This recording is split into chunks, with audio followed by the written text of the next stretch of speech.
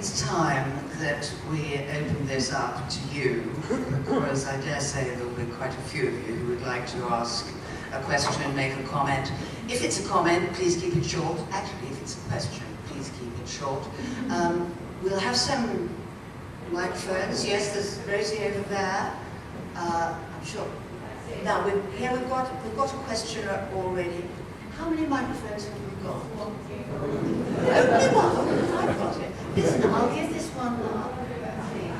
Yeah, for the time being. I'll have it back later. And I'll... Just be. I shan't be able to formulate this quite as skillfully as you do because I'm not a wordsmith. But I wonder whether you feel that what you were all saying, in a sense, is that one shouldn't trust politicians, one shouldn't trust the media unless you scan the whole media and then try and take a median line. And somebody said, well, it doesn't really matter very much anyway, because you can see it on Twitter and we can do our own investigation on the net. I would suggest that it really does matter, because every time this happens, a little bit of our faith, what's left of it, in politicians and journalists, disappears. And unless we manage to find some way of reversing that trend, heavens knows how the country will be governed to the benefit of the people in the future. Do you agree?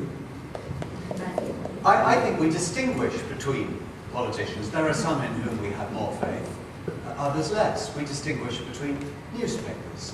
In the stable of my own company, News International, I hope that the Times is read with more trust than the News of the World was read. We learn to distinguish.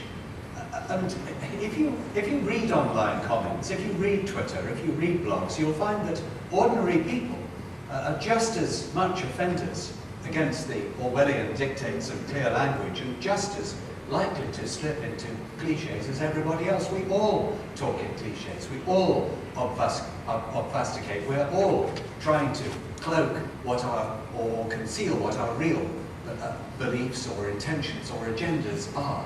We all do it. We should all mistrust each other to a degree, and we should all learn to distinguish between those people who are more and those people who are less honest, and I think we're quite good at doing it. Anyone else? I actually agree with you. I think it's very worrying when a country, when a whole electorate is simply consumed by cynicism. When you do not believe anything politicians say, you don't believe anything the media says, there isn't anything to believe in, but we still have to have a government. We still have to have services, they still have to be run, we still have to make foreign policy. And if you're saying all these people are tossers, you can't believe anything anybody says, none of these people have good intentions, they're only after power. What exactly are you left with? I find that quite worrying. And I think it has something to do with politics becoming a career, and something to do with political parties putting... you used to get anarchic people who would stand as representatives of the community. We had one or two in Scotland who were real characters. They might go out and get drunk or something, but they had a passion for what they believed in. And we've bred a generation of apparatchiks who, in Tony Blair's day, received their message. That's why they all sounded the same. They got it on one of these bleepers, what they had to say. And for the sake of the party, and for the sake of the tribe, and for the sake of remaining in power, they didn't say what they actually thought. You made this point earlier, Linda, that we're actually this week hearing, for the first time in a long time, what politicians actually think.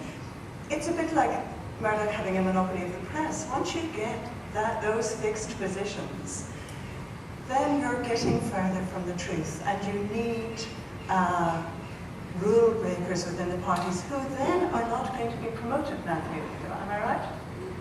No, I don't think you are right. Some rule breakers do quite well as long as you aren't completely anarchic. And if you are completely anarchic, you may entertain your electorate, but you won't make much difference in politics itself. Dealing with the journalism part of it, there is a view now that probably don't need newspapers as much because we can all access information in our own way, and effectively we can wake up in the morning and create our own newspaper by going to different websites that we like to frequent.